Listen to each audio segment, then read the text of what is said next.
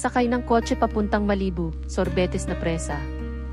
Isang kutsara para sa dalawa at nakipagpalit ka ng bolero. Natatawa about kung gaano kaliit ang tingin nito sa iyo. Nanonood ng palabas Glee, nakakainis. Pag-awit ng pagkakaisa, iniisip ko nagyayabang siya. Sa lahat ng kaibigan niya, sabi mo kakaiba ka. Kaya kapag sasabihin mo sa kanya, na ginawa rin namin yun. Sa tingin niya ay espesyal ito, ngunit nagamit muli ang lahat.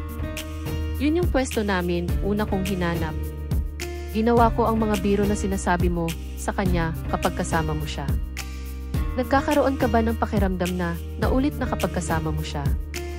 Tinatawag mo ba siya halos sabihin ang pangalan ko? Dahil magpakatotoo tayo, medyo pareho tayo ng tunog. Isa pang artista, nakakainis isipin na gusto mo lang ako. Iniisip ko na kilala niya si Billy Joel dahil tinugtog mo sa kanya ang Uptown Girl. Sabay kayong kumakanta, ngayon gusto ko na sabihin mo sa kanya.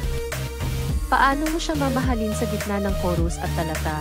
Kailan mo sasabihin sa kanya? Na ginawa rin natin yun. Sa tingin niya ay espesyal ito. Pero nagamit ulit lahat, yun yung palabas na napag-usapan namin. Pinatugtog mo ang kantang kinakanta niya, ngayon kapag kasama mo siya. Sorbetes na presa sa Malibu. Huwag kang umarte na parang hindi namin ginawa ang kalokohang iyon. Ikaw ay nakipagpalit ng mga bolero, tulad ng dati nating ginagawa. Tumugtog sa kanyang piano, ngunit hindi niya alam na ako ang nagturo sa'yo ng Billy Joel. Ibang babae ngayon, pero walang bago.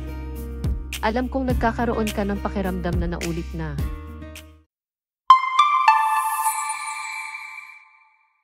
Ang Deja Vu ay isang kanta sa pop-rock genre na may tema ng déjà vu na nararamdaman ng dating kasintahan sa panonood ng bagong kasintahan. Sa pamamagitan ng kanta, ipinakita ni Olivia Rodrigo ang kanyang mahusay na boses at emosyonal na pagpapahayag na nagdulot ng maraming popularidad.